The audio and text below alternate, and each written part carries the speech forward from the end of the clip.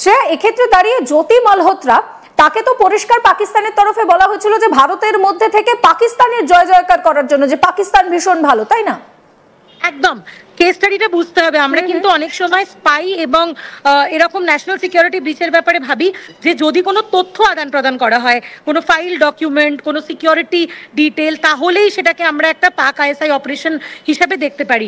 এই ক্ষেত্রে কিন্তু প্রথমবার আমরা অপারেশনটাকে সফট পাওয়ার ন্যারেটিভ পুশ, সেটাকে কি করে একটা কোঅর্ডিনেটেড পরিস্থিতিতে লোকজনকে এনরোল করে পাকিস্তানের আইএসআই দ্বারা করানো হচ্ছিল, সেটার কিন্তু একটা বড় কেস স্টাডি। তার কারণও না, এই যুগে আমরা দেখছি প্রচুর ইনফ্লুয়েন্সার্স এবং ইউটিউবারদের বৃদ্ধি হয়েছে। অনেক সময় তারা কিন্তু না বুঝেও এরকম ফাঁদে পা দেন। এহসান ডার, যার সাথে সে প্রথম কন্ট্যাক্টে আসেন, সে কিন্তু পাকিস্তান এমবাসি দিল্লিতে কালচারাল কাউন্সিলর ডিপার্টমেন্টে ছিলেন।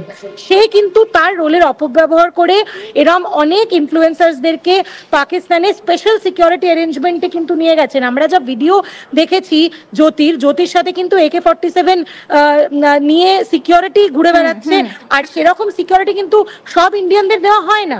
তাহলে কিছু ভিআইপি ট্রিটমেন্ট তাকে দেওয়া হয়েছিল। এবং এবার ডিজিটাল এভিডেন্স কিন্তু প্রমাণ করছে যে 4 জন পিআইওর সাথে শুধু কন্ট্যাক্টে ছিল না জ্যোতি কিন্তু জানতো তারা পিআইও ছিল, জেনে বুঝে যেহেতু সে কন্ট্যাক্টে ছিল এবং যে পার্কস সে পাচ্ছিল সেইগুলো যাতে সে পেতে থাকে, সেই জন্য সে কন্ট্যাক্টে ছিল বলে তার রোল কিন্তু আরো ইম্পর্টেন্ট। আর আবারও বলছি, পাকিস্তানে যাওয়ার প্রথম দিন থেকে কিন্তু জ্যোতি রাডারে ছিল। যেহেতু জ্যোতি হিসারের বাসিন্দা, হিসারে একটা আর্মি ক্যান্টনমেন্ট আছে, তাই জন্য এখনের কনফ্লিক্ট পরিস্থিতিতে দেখে তাকে অ্যারেস্ট করা অত্যন্ত জরুরি ছিল। যে এই পুরো ইনভেস্টিগেশনে একটা ভালো জিনিস যে জ্যোতি কিন্তু কোনো ইম্পর্টেন্ট ইনফরমেশন শেয়ার করতে পারেনি, কিন্তু তাকে কিন্তু একটা ডিপ অ্যাসেটে পরিণত করা হয়েছিল। সে পার্সোনাল চ্যাটে প্রত্যেকটি পিআইওর সাথে কন্ট্যাক্টে ছিল। আমাদের যখন কনফ্লিক্ট চলছিল পেহেলগাম ইনসিডেন্টের পর, তখনও কিন্তু সে এনাদের সবার সাথে কন্ট্যাক্টে ছিল। তাই কিন্তু জ্যোতির রোলটা অত্যন্ত গুরুত্বপূর্ণ। জেনে বুঝে যদি কেউ বেনিফিট পাওয়ার জন্য স্পেশাল কিছু মানুষদের সাথে, যারা আইএসআইয়ের সাথে যুক্ত পিআইও, জেনে বুঝে যদি সম্পর্কে একজন ভারতবাসী থাকে।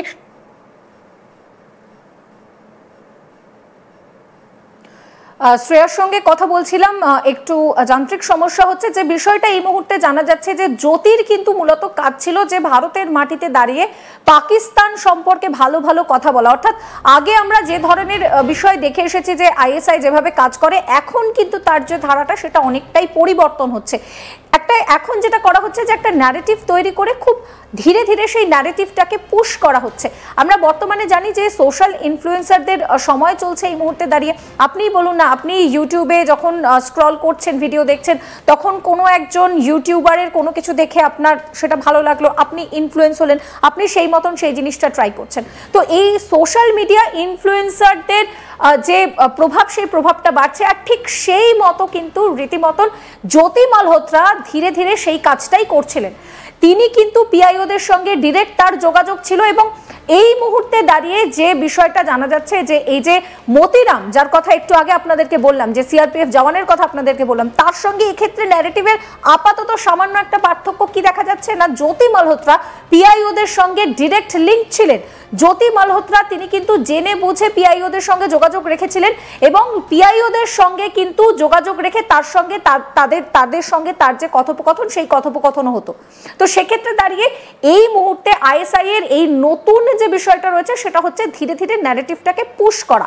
অর্থাৎ আপনি ভিডিওটা দেখছেন, আপনি ভাবছেন হ্যাঁ হয়তো সত্যিই পাকিস্তান ভালো, এবং এই মুহূর্তে দাঁড়িয়ে এই বিষয়টাই কিন্তু ভীষণভাবে এস্টাবলিশ করার চেষ্টা করেছে আইএসআই, ঠিক যে কাজটা জ্যোতি করেছে। যে বিষয়টা জানা যাচ্ছে যে জ্যোতি কিন্তু শুরু থেকেই একটা স্পেশাল ট্রিটমেন্ট পেয়ে এসেছে, এবং সেই স্পেশাল ট্রিটমেন্টটা জ্যোতি পেয়ে এসেছে শুরু থেকেই। সব ভারতীয় নাগরিককে যে এই ধরনের স্পেশাল ট্রিটমেন্ট দেওয়া হয় তা কিন্তু নয়।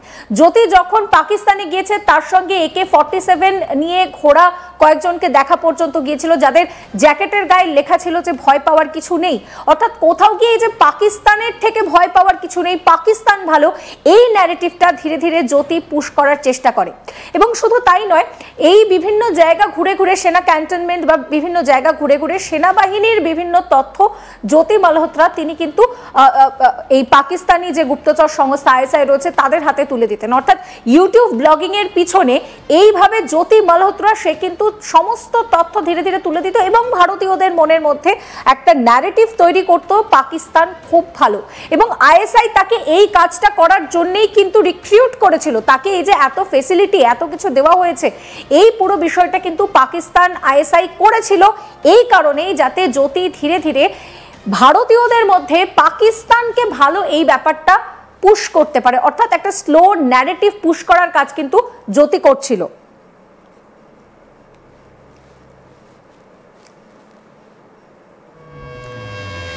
যে বিষয়টা জানা যাচ্ছে যে পাকিস্তানি আধিকারিকদের সঙ্গে জ্যোতির কিন্তু ডিরেক্ট একটা যোগাযোগ ছিল। এই যে পিআইওদের কথা বলছি, এই পিআইওর সঙ্গে কিন্তু জ্যোতির ডিরেক্ট কানেকশন ছিল। নয়াদিল্লিতে পাকিস্তানি আধিকারিক দানিশের সঙ্গে তার যে একটা ঘনিষ্ঠতা, সেই একটা অভিযোগ ছিল। এবং তার আগেই কিন্তু এটা মাথায় রাখতে হবে যে দানিশকে অবাঞ্ছিত ভারত ঘোষণা করেছিল। অভিযোগ দানিশের মাধ্যমে পাকিস্তানের আরও এক আধিকারিক, এমনকি গুপ্তচরের সঙ্গে এই জ্যোতির যোগাযোগ হয়েছিল। এবং এই মুহূর্তে দাঁড়িয়ে জ্যোতি ঠিক কতটা তথ্য দিয়েছে সেই বিষয়টা যেরকম খতিয়ে দেখা হচ্ছে, পাশাপাশি কিন্তু এই মতিরাম তাকে ভুললেও চলবে না। কারণ এই মুহূর্তে দাঁড়িয়ে আমরা অপারেশন সিন্দুরে দেখেছি যে কিভাবে ভারতীয় সেনা রীতিমতন পাকিস্তানের কোমর ভেঙে গুঁড়িয়ে দিয়েছে। জিহাদি ঘাঁটি, 9টি জিহাদি ঘাঁটিকে টার্গেট করে একদম সেই ঘাঁটিগুলোকে গুঁড়িয়ে দিয়েছে।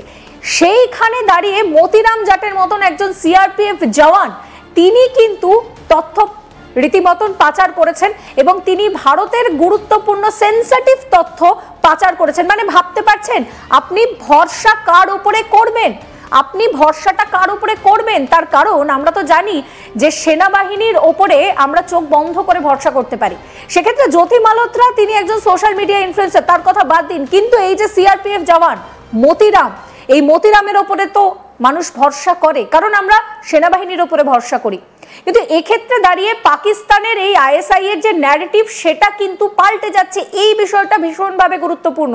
আগে আমরা দেখতাম যে ইসলামিক একটা ব্যান্ড তৈরি করার চেষ্টা করা হতো, কিন্তু এখন দেখা যাচ্ছে এই যে মতিরাম, তার নিজের নামের মধ্যেই রাম রয়েছে, অর্থাৎ তিনি সনাতনী, অথচ তিনি পাক গুপ্তচর সংস্থা স্পাই হিসেবে কাজ করেছেন। 2023 থেকে তিনি এই স্পাইং এর কাজ করেছেন এবং তার জন্য কিন্তু তার অ্যাকাউন্টে দফায় দফায় টাকা এসেছে। সেক্ষেত্রে দাঁড়িয়ে তাকে ব্ল্যাকমেল করা হয়েছিল কিনা, তিনি জেনে বুঝে পিআইওর সঙ্গে জড়িয়েছিলেন কিনা, এরকম একাধিক প্রশ্ন এই মুহূর্তে সামনে আসছে। যদিও সেই সমস্ত বিষয় কিন্তু ইতিমধ্যেই জানার চেষ্টা করছে পুলিশ এবং তদন্তকারী আধিকারিকরা। যেটা জানা যাচ্ছে যে এই মতিরামকে তার যে চাকরি সেখান থেকে বরখাস্ত করা হয়েছে। একদিকে এই ধরনের সেনা জওয়ানরা তারা যদি ইনভলভ হয়ে দেশের সমস্ত তথ্য তুলে দেয় তাহলে কি হবে? আদৌ আমি আপনি আমরা কি নিরাপদ? আমাদের চারপাশে যে মানুষগুলো ঘুরছে তারা কি কেউ সত্যি নিরাপদ? তাদের মধ্যে কেউ পাক স্পাই নেই তো? এই প্রশ্নগুলো এই মুহূর্তে ঘুরপাক খাচ্ছে, তার কারণ আগে যে ন্যারেটিভ ছিল সেই